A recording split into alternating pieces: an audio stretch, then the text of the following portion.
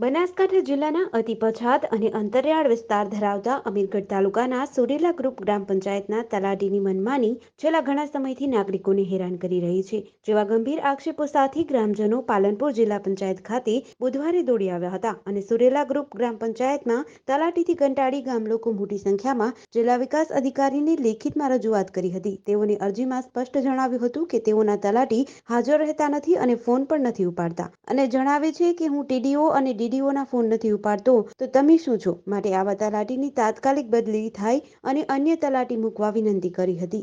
અમારી રજૂઆત એ છે કે જે સુરેલા ગ્રુપ પંચાયત આવેલી છે તેમાં તલાટી સાહેબ શ્રી એની મનમાની ચલાવે છે।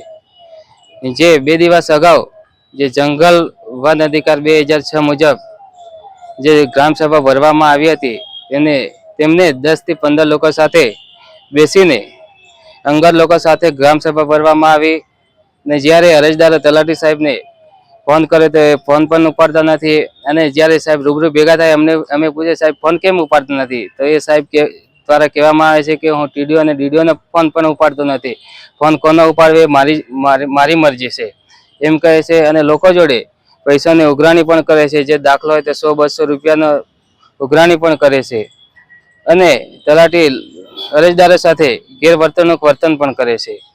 તેથી અમારે રજૂઆત છે કે આ તલાટી સાહેબને તાત્કાલિક ધોરણે બદલી કરવામાં આવે અને નવા તલાટીની નિમણૂક કરે।